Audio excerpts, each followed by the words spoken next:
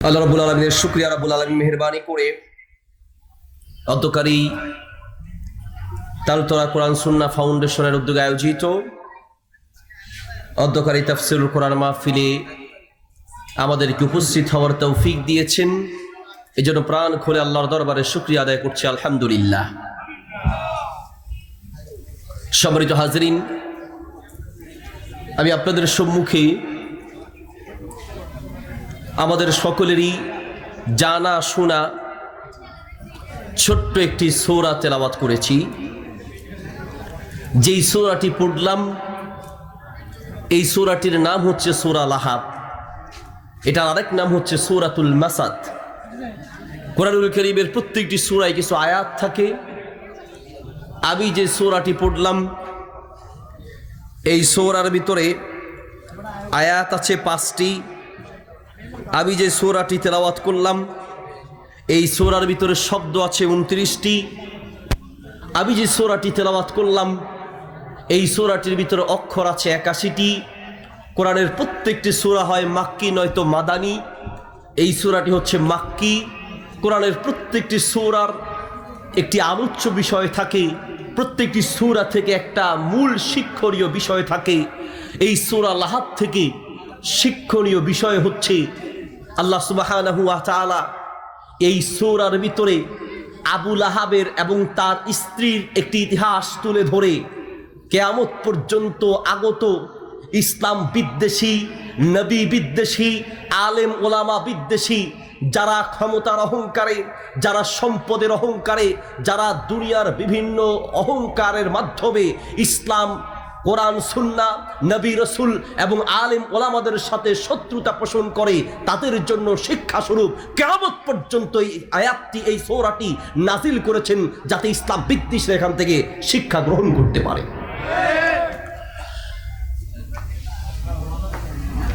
এই সূরার প্রথম আয়াতে আল্লাহ রাব্বুল আলামিন বলছেন তাব্বাত ইয়াদা আবি লাহাব, আবু লাহাবের 2 হাত ধ্বংস হোক, ওয়া তাব্বা, এবং সে নিজেও ধ্বংস হোক।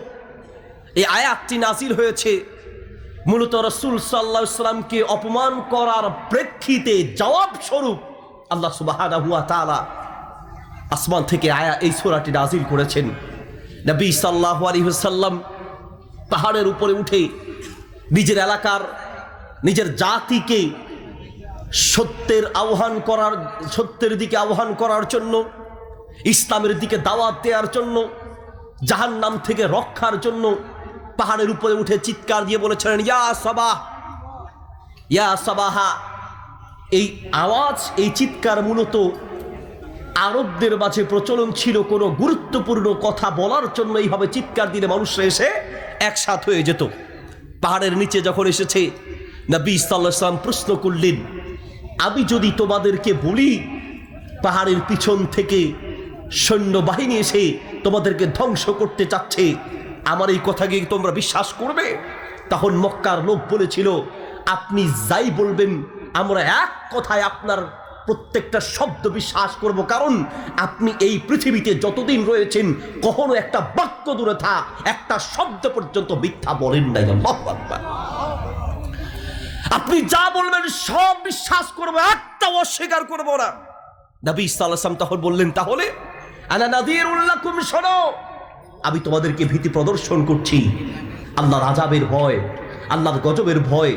সেই আল্লাহর আযাব আর গজব থেকে যদি রক্ষা পেতে চাও তাহলে ইসলাম গ্রহণ করো, আল্লাহর পথে ফিরে আসো, তাগুতের ইবাদত, শিরকের এই পন্থা ছেড়ে ইসলামের দিকে ফিরে আসো। তখন আবু লাহাব নবী সাল্লাল্লাহু আলাইহি ওয়াসাল্লামকে লক্ষ্য করে বলেছিলেন, তাব্বাল্লাক, তুমি ধ্বংস হও, এজন্যই ডেকেছ আমাদেরকে। সে আল্লাহ রসুলের প্রতি বদদোয়া করেছেন। এরপর থেকেই নবী সাল্লাল্লাহু আলাইহি ওয়াসাল্লামের উপরে যখন থেকে তিনি ইসলামের এই দাওয়াত দেওয়া শুরু করেছেন, যেই লোকটা এলাকার সবচেয়ে প্রিয় মানুষ ছিল, যেই লোকটা ওই জাতির সবচেয়ে বিশ্বস্ত, সবচেয়ে সত্যবাদী, সবচেয়ে শ্রেষ্ঠ মানুষ ছিল, ইসলামের দাওয়াত দেওয়ার পর থেকে তার উপরে নেমে আসলো নির্যাতনের স্টিম রোলার। সহিহ বুখারীতে হাদিস এসেছে, মুসনাদ আহমদে হাদিস এসেছে, সহিহ ইবনে হিব্বানে এসেছে, মিশকাতে এসেছে, আত-তারগিব ওয়াত-তারহিব কিতাবে হাদিসটি রয়েছে।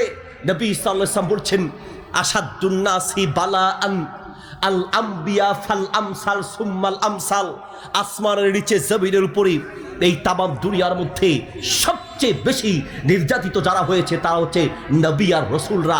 পৃথিবীর সবচেয়ে নির্যাতিত জাতি হচ্ছে নবী আর রাসূলরা। কাফের মুশরিক ইসলাম বিদ্বেষীরা নবী আর রাসূলকে ছাড় দেয় নাই। আপনি কি করে আশা করছেন আপনার সাথে ভালো ব্যবহার করবে? এখনো যদি সমাজে আপনি হক কথা বলা শুরু করেন, এখনো যদি আপনার এলাকায় আপনি হক কথা বলা শুরু করেন, বিশ্বাস করেন সবচেয়ে বেশি নির্যাতন আপনার উপরে নেমে আসবে, ঠিক কিনা? খাব্বাব ইবনে আরাত রাদিয়াল্লাহু তাআলা আনহু নবী সাল্লাল্লাহু আলাইহি ওয়াসাল্লামকে গিয়ে বলছেন, ইয়া রাসূলুল্লাহ, মানুষকে সত্যের পথে দাওয়াত দেই, মানুষের কাছে হকের কথা বলি, আর মানুষ আমাদের উপরে এমন নির্যাতন করছে, হাত পা বেঁধে জ্বলন্ত কয়লার উপরে শোয়া এইভাবে নির্যাতন করছে। ইয়া রাসূলুল্লাহ, একটু বদদোয়া করেন। ইয়া রাসূলুল্লাহ, উদু আলাইহিম, একটু তাদের বিরুদ্ধে আল্লাহর কাছে বদদোয়া করেন। নবী সাল্লাল্লাহু আলাইহি ওয়াসাল্লাম বললেন, লাস্তু লাআনান, আমি তো মা বুইস্তু লাআনান, আমি তো বদদোয়া করার জন্য প্রেরিত হই নাই। সাহাবীকে উদ্দেশ্য করে বলছেন, সাহাবী, এত তাড়াতাড়ি অধৈর্য হয়ে যাচ্ছ, অথচ তোমাদের পূর্বে কোন কোন নবীর অবস্থা এমন হয়েছে, ইসলামের কথা বলার কারণে, তাওহীদের দাওয়াত দেওয়ার কারণে, আল্লাহর দিকে মানুষকে ডাকার কারণে পূর্বের কোন কোন নবীকে ধরে মাথা থেকে শুরু করে মাথার উপরে করাত চালিয়ে পা পর্যন্ত দুই ভাগ করা হয়েছে, জীবন দিয়েছে, প্রাণ দিয়েছে, ইসলামের পথ থেকে এক চুল পরিমাণ সরে দাঁড়ায় নাই। আল্লাহু আকবার, এক চুল পরিমাণ সরে দাঁড়ায় নাই। এত তাড়াতাড়ি অধৈর্য হচ্ছ। আমরা যারা শিরিক বিদাতের বিরুদ্ধে কথা বলি, আমরা যারা হকের কথা বলি, সমাজে কতজন কত রঙে নাক ছিটকায়। এই যে যুবকরা মাহফিলের আয়োজন করেছে, কতজন কত রঙে অপমান করছে। ভাইজি আমার, এগুলো কিচ্ছু নয়। ইসলামের ইতিহাস রক্তের ইতিহাস, জীবন দেওয়ার ইতিহাস, প্রাণ দেওয়ার ইতিহাস। ইসলাম আপনার পর্যন্ত এত সহজে আসে নাই, ঠিক কিনা? ইসলামের ইতিহাস বড় করুন। তাওহীদের উপরে টিকে থাকার জন্য, ইসলামের উপরে টিকে থাকার জন্য সিদ্ধান্ত নিতে হবে, প্রয়োজনে জীবন দিতে হবে, তারপরেও টিকে থাকতে হবে, ঠিক কিনা? এত সহজ ইসলাম আপনার পর্যন্ত আসে নাই। ইতিহাসগুলো মাঝে মধ্যে শুনতে হয়। সূরা তাহরিমের 11 নম্বর আয়াতের তাফসীর ইবনে কাসির এসেছে, তাফসীরে কুরতুবিতে এসেছে, তাফসীরে তাবারিতে এসেছে। ফেরাউনের স্ত্রী আসিয়া আলাইহাস সালাম যখন ইসলাম গ্রহণ করলেন, ফেরাউন তাকে একের পর এক নির্যাতনের স্টিম রোলার চালাচ্ছে। সর্বশেষ হাত পায়ে পেরেক মেরে কোনো কোনো বর্ণনা এসেছে উত্তপ্ত গরম বালুর উপরে শোয়া, সূর্যের প্রচণ্ড গরমের ভিতরে পাথর নিয়ে দাঁড় করিয়ে রেখে বলছে, এখন হয়তো আমাকে রব মানবে, ইসলাম ছেড়ে দিবে, আর না হয় এই পাথরটা তোমার উপরে মারা হবে, তুমি টুকরো টুকরো হয়ে যাবে।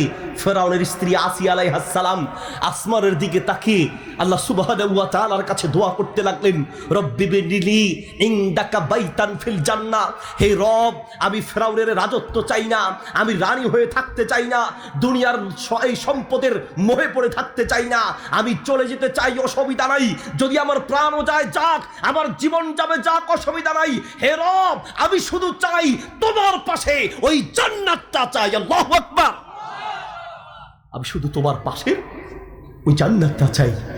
রব্বি বিনিলি, হে রব, আমার জন্য তৈরি করে রাখো ইনদাকা, তোমার কাছে, বাইতান ফিল জান্নাহ, একটা ঘর জান্নাতের ভিতর আমি তোমার কাছে থাকতে চাই। আল্লাহু আকবার। ফেরাউনের এই রানী হয়ে থাকতে চাই না, রাজত্ব চাই না। ইসলামের জন্য এমন সিদ্ধান্ত নিতে হয়। যুবক বন্ধু, আজ সামান্য তুমি বেকার, চাকরি পাও না, এই বেকারত্ব নিয়েই তুমি অধৈর্য হয়ে যাচ্ছ, আল্লাহর উপরে নারাজ হয়ে যাচ্ছ। নাউজুবিল্লাহ বলো। হ্যাঁ, এত চেষ্টা করি, এত ভালো চলি, এরপরে একের পরে এক অসুখ, একের পরে এক বিপদ, একের পরে এক সমস্যা। হুজুর কি করব, হুজুর আর পারছি না, হুজুর শেষ হয়ে যাচ্ছি, হুজুর এখন কি করব।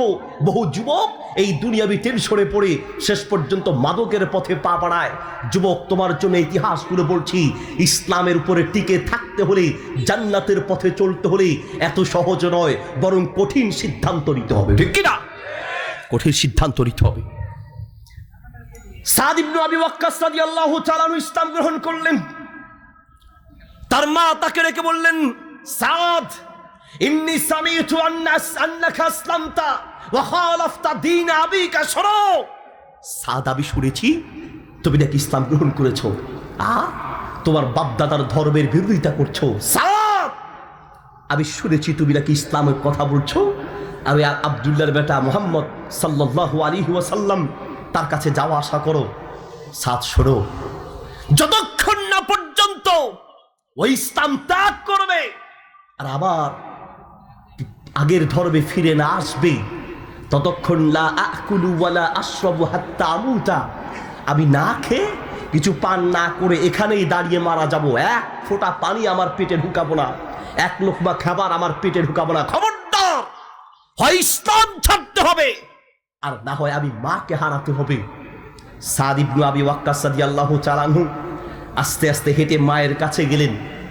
আশেপাশের লোকেরা বলছে যে আমরা মনে করেছি বোধহয় সাদ ইসলাম ত্যাগের ঘোষণা দিবে, কিন্তু না, যাওয়ার পরে দেখলাম উল্টা।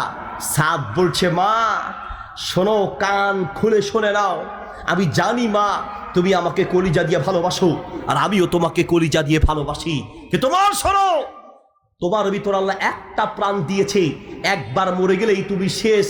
যদি মিআতু নাফসিন লাকি মিআতু নাফসিন, যদি আল্লাহ তোমার ভিতরে 100 প্রাণ দিত আর তুমি যদি আমার সামনে ছটফট করতে করতে একবার দুইবার নয়, যদি 112 মরে যাও, আমি কাঁদবো, চোখের পানি ফেলবো তোমার মায়ের কারণে।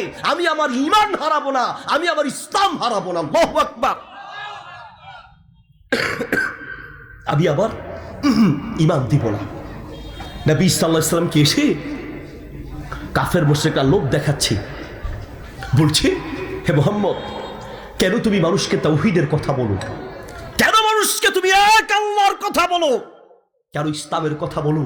মুহাম্মদ, যদি আমাদের সঙ্গে একটু ভাইলে ভাইলে চলো, ভাইলে ভাইলে বুঝেন নেই, ওয়াজ এমনভাবে করতে হবে, বিভিন্ন মাহফিলে গেলে আমরা ওয়াজ করব দূরে থাক, উল্টা আমাদেরকেই ওয়াজ করে। হুজুর ওয়াজ করবেন ভাইলে ভাইলে, ভাইলে ভাইলে বুঝেন নাই, যেন হুজুর কারো গায়ে না লাগে। মসজিদের ইমাম সাহেব সারা বছর ওয়াজ করে ভাইলে ভাইলে, এখন মসজিদের মুসল্লি সবাই কয় এই না হুজুর, এই না হুজুর। মাহফিলেও এখন ভাইলে ভাইলে। মিয়া সাহেব, মাহফিলের পরে যদি এলাকায় পরিবর্তন না আসে, বাংলাদেশে আলহামদুলিল্লাহ হাজার হাজার মাহফিল হচ্ছে, দুঃখের বিষয় হয়, দুঃখের বিষয় হচ্ছে মাহফিলের আগে এলাকার যে অবস্থা, মাহফিলের পরেও সেই অবস্থা। মাহফিলের আগেও সুদ খেত, মাহফিলের পরেও সুদ খায়, মাহফিলের আগেও ঘুষ খেত, মাহফিলের পরেও ঘুষ খায়, মাহফিলের আগেও শিরিক করত, মাহফিলের পরেও শিরিক করে, মাহফিলের আগেও বিদাত করত, মাহফিলের পরেও বিদাত করে। আল্লাহর কসম, মাহফিলের পরে যদি আপনার ভিতরে পরিবর্তন না আসে, আল্লাহর কসম ওই মাহফিল ব্যর্থ মাহফিল। ঠিক কিনা? চেঞ্জ ইউর লাইফ, আপনার জীবনটাকে পাল্টাতে হবে। সমাজে যা চলছে এগুলোর বিরুদ্ধে কথা বলতে হবে, এটা আলেমদের দায়িত্ব। কথা বলে ঠিক কিনা? সম্মানিত উপস্থিতি, নবী সাল্লাল্লাহু আলাইহি ওয়াসাল্লামকে বলছি একটু আমাদের সাথে মিল রেখে চলো। যদি তুমি চাও মক্কার সবচেয়ে বড় সুন্দরী মেয়ে যদি চাও তাও দিব, আরবের সবচেয়ে সুন্দরী মেয়ে যদি চাও তাও তোমাকে দিব। যদি তুমি চাও সবচেয়ে ধনী হতে, তোমাকে সবচেয়ে ধনী বানায় দিব। যদি তুমি চাও এই পৃথিবীর সবচেয়ে বড় নেতা হবে, আমরা তোমাকে সবচেয়ে বড় নেতা বানিয়ে দিব। সব তোমার শর্তে রাজি আছি, খালি ইসলামের দাওয়াত দিতে পারবে না। নবী সাল্লাল্লাহু আলাইহি ওয়াসাল্লাম বলেন, শোনো, লাউ ওয়াদাউ শামসা ফি ইয়ামিনি ওয়াল কমারা ফি ইয়াসারি আলা আন আতরুকা হাযাল আমর মা তারাকতুহু। তামাম দুনিয়ার মানুষ শোনো, আমাকে ইসলামের পথ থেকে সরানোর জন্য শুধুমাত্র দুনিয়ার সম্পদ নয়, যদি আকাশের সূর্যকে ডান হাতে এনে দিতে পারো আর আকাশের চন্দ্রকে বাম হাতে এনে দিতে পারো, সারা দুনিয়ার সম্পদ নয়, শুধু যদি আকাশের সূর্যকে ডান হাতে আর আকাশের চন্দ্রকে বাম হাতে এনে দিতে পারো, আমি মুহাম্মদের ভিতরে যতক্ষণ পর্যন্ত এক ফোঁটা রক্ত থাকবে, সামান্য পরিমাণও প্রাণ থাকবে, আমি মুহাম্মদ জীবিত থাকতে আল্লাহর পথ থেকে এক চুল পরিমাণ সরাতে পারবে না। আল্লাহু আকবার। সবারই তো উপস্থিতি, ইসলাম আপনা আবার পর্যন্ত এত সহজে আসে নাই। ইয়াসিরের পরিবার ইসলাম গ্রহণ করলেন। ইয়াসিরের পরিবারকে দেখে নবী সাল্লাল্লাহু আলাইহি ওয়াসাল্লাম সাহায্য করার কোনো ক্ষমতা নাই। নির্যাতন দেখে বললেন, সবরান সবরান ইয়া আলা ইয়াসির, তোমাদের উপরে যে নির্যাতন চলছে ধৈর্য ধরো, ধৈর্য ধরো। ইন্না মাউইদাকুমুল জান্নাহ, ও ইয়াসিরের পরিবার তোমাদের জন্য ওয়াদা রয়েছে, দুনিয়ায় ধৈর্য ধরো, দুনিয়া থেকে বিদায় হওয়ার সঙ্গে সঙ্গে আল্লাহর জান্নাতের মেহমান হয়ে যাবে। কি পরিমাণ নির্যাতন করেছে, কি পরিমাণ! ইয়াসিরকে ধরে দুই পায়ের মধ্যে রশি লাগানো হলো। এক রশি ডান পাশের এক উটের সঙ্গে বেঁধে দিল, আরেক রশি বাম পাশের আরেক উটের সঙ্গে বেঁধে দিয়েছে। দুই উটকে দুই দিকে চালিয়ে দিয়েছে, দুই পা দুই দিকে চলে গেল, পুরো শরীরটা দুই ভাগ হয়ে গিয়েছে। শরীর নিয়েছে, পা নিয়েছে, রক্ত নিয়েছে, ঈমান নিতে পারে নাই। আল্লাহু আকবার। ঈমান নিতে পারে নাই। ইয়াসিরের স্ত্রী সুমাইয়া রাদিয়াল্লাহু তাআলা আনহা, ইসলামের প্রথম শহীদ। আবু জাহাল বর্ষা নিয়ে এসে লজ্জাস্থানে আঘাত করতে করতে শহীদ করে দিল, প্রাণ দিয়েছে, ইসলাম দেয় নেই। ইয়াসিরের ছেলে আম্মার রাদিয়াল্লাহু তাআলা আনহু, পুরো পরিবারটার উপরে নির্যাতন। আম্মার রাদিয়াল্লাহু তাআলা আনহুকে ধরে পানির ভিতরে বারবার চুবিয়ে মারছে, পানির ভিতরে বারবার চুবিয়ে মারছে। বারবার যখন পানির মধ্যে চুবিয়ে ধরছে, তাকে বারবার বলছে, তুমি বলো আমি মুহাম্মদকে মানি না, ইসলামকে মানি না, ঘোষণা দাও, না হয় পানিতে ডুবিয়ে মারবো। অসহ্য হয়ে মুখ দিয়ে সেই কুফরি কথা বলে ফেললো। এক দৌড়ে যখন তাকে ছেড়ে দিল আল্লাহ রসুলের কাছে, ইয়া রাসূলুল্লাহ, আমি প্রাণ দিয়ে আপনাকে ভালোবাসি, ইসলামকে প্রাণ দিয়ে ভালোবাসি, কিন্তু নির্যাতন সহ্য করতে না পেরে মুখ দিয়ে কুফরি কথা বের হয়েছে। ইয়া রাসূলুল্লাহ, আমার কি হবে? আল্লাহ রসুল বলেছে, নির্যাতনে অন্তরে তো তোমার ইসলাম ছিল, মুখ দিয়ে তোমার ভুলে ইসলামের বিরোধী কথা বের হয়েছে, এটা ভুলে বের হয়েছে, নির্যাতনে বের হয়েছে, অসুবিধা নাই, তোমার টেনশনের কোনো কারণ নাই, বরং অন্তরের আল্লাহ দেখেন, তোমার মুখের আল্লাহ ক্ষমা করে দিবে। সুবহানাল্লাহ। নবী সাল্লাল্লাহু আলাইহি ওয়াসাল্লাম বাজারে গিয়ে মানুষকে দাওয়াত দিচ্ছে, কুলু লা ইলাহা ইল্লাল্লাহ তুফলিহুন, বলো লা ইলাহা ইল্লাল্লাহ, সফল কাম হবে, জান্নাত পাবে। পেছন থেকে আবু লাহাব এসে একটা পাথর ধরে নবী সাল্লাল্লাহু আলাইহি ওয়াসাল্লামকে লক্ষ্য করে মেরেছে। পায়ের গিরাটা ফেটে চূর্ণ বিচূর্ণ হয়ে গেল, রক্তের বন্যা বসে গেল, রক্তের বন্যা বসে গিয়েছে। তাইফের ময়দানে আপনার ইতিহাস জানেন, এমনভাবে নির্যাতন করা হলো, আদবাউহু, রক্তাক্ত করা হলো, শরীরের রক্ত বের হয়ে জুতা রক্তে জুতা আটকে গিয়েছে। আল্লাহু আকবার। রক্তে জুতা আটকে গিয়েছে। সুবহানাল্লাহি ওয়া বিহামদিহি। এরপরেও তো হকের পথ থেকে এক চুল পরিমাণ সরে দাঁড়ায় নাই। এটা ইসলামের ইতিহাস, এটা ইসলামের ইতিহাস। সূরা লাহাবে সেই আল্লাহ রসুলের একজন শত্রুর ইতিহাস তুলে ধরা হয়েছে। তাব্বাত ইয়াদা আবি লাহাব, নবী আপনার উপরে নির্যাতনের স্টিম রোলার চালিয়েছে, আপনাকে অপমান করছে কে? আবু লাহাব।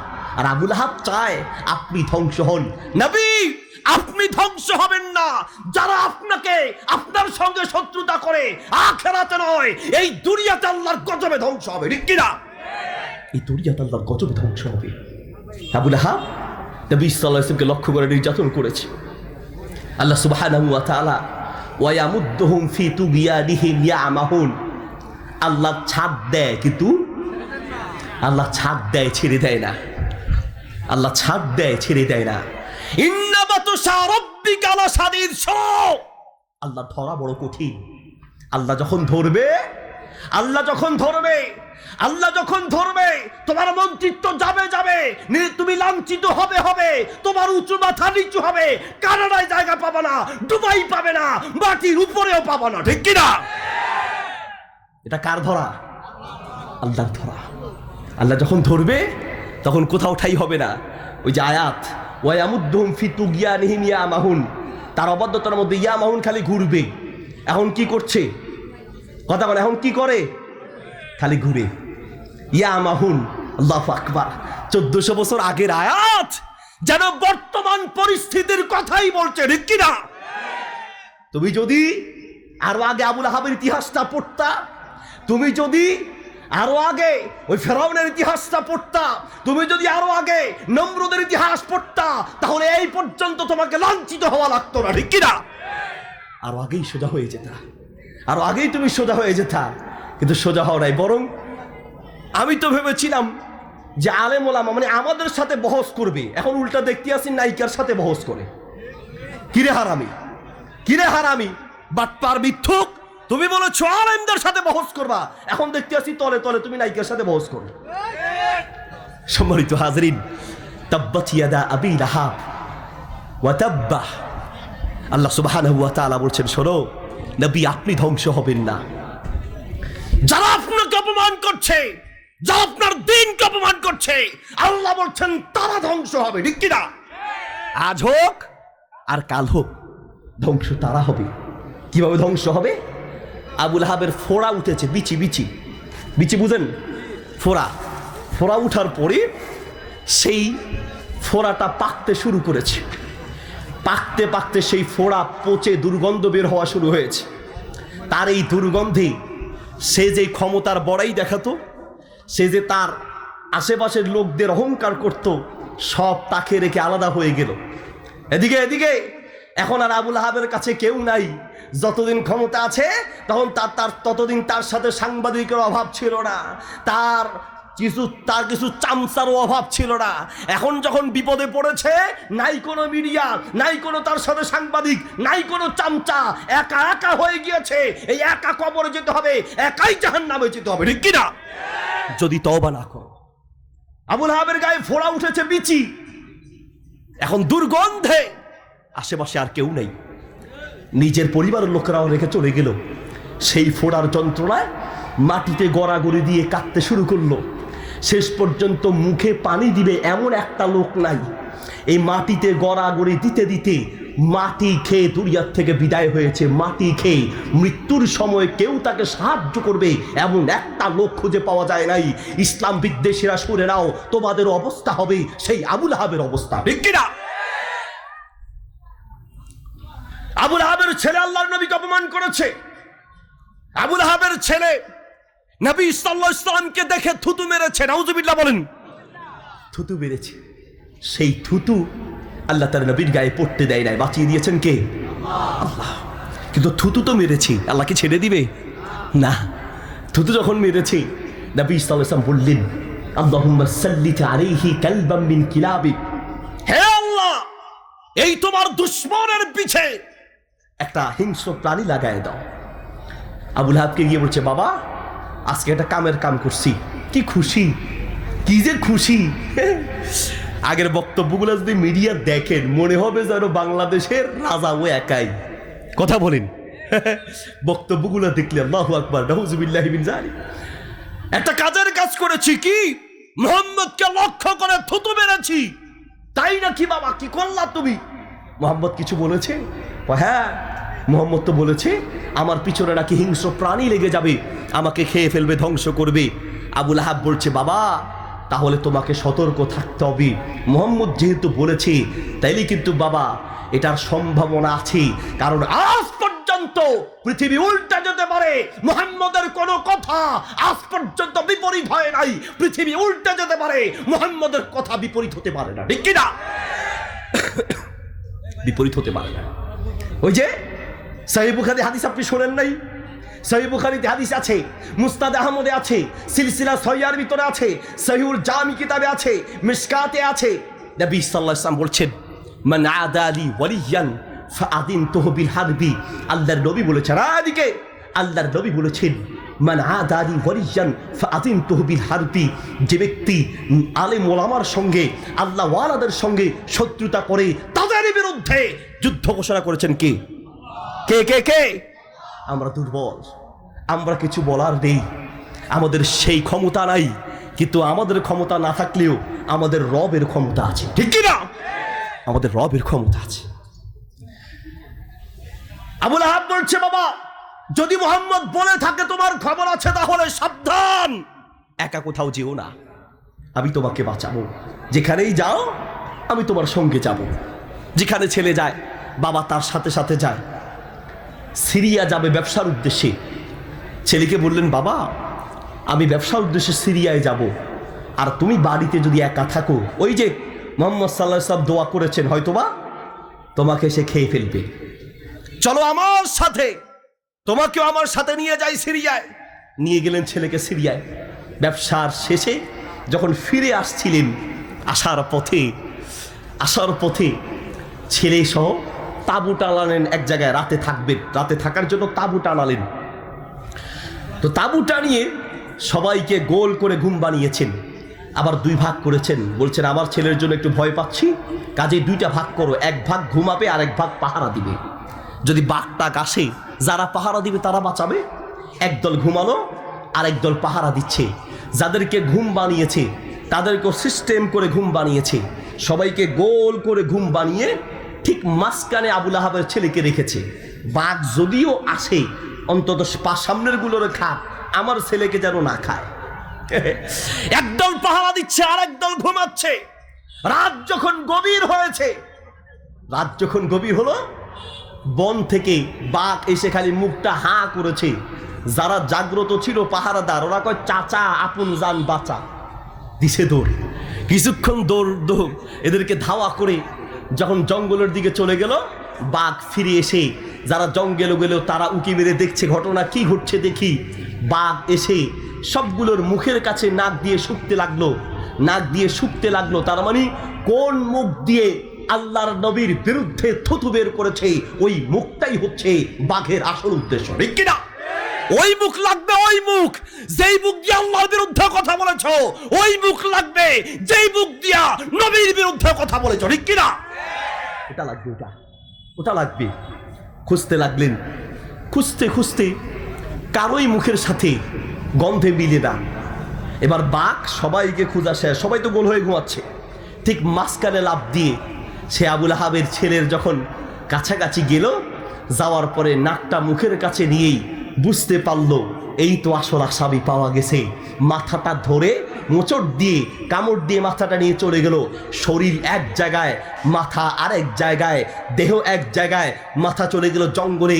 ইতিহাস সাক্ষী দেয় ইসলামের বিরুদ্ধে লেগে, নবীর বিরুদ্ধে গিয়ে, আল্লাহর বিরুদ্ধে গিয়ে, আল্লাহর কসম কেউ টিকে থাকতে পারে নাই। নমরুদ পারে নাই, ফেরাউন পারে নাই, আবু জাহাল পারে নাই, আবু লাহাব পারে নাই, আবু লাহাবের ছেলে পারে নাই, কিয়ামত পর্যন্ত কেউ পারবে না, ঠিক কিনা?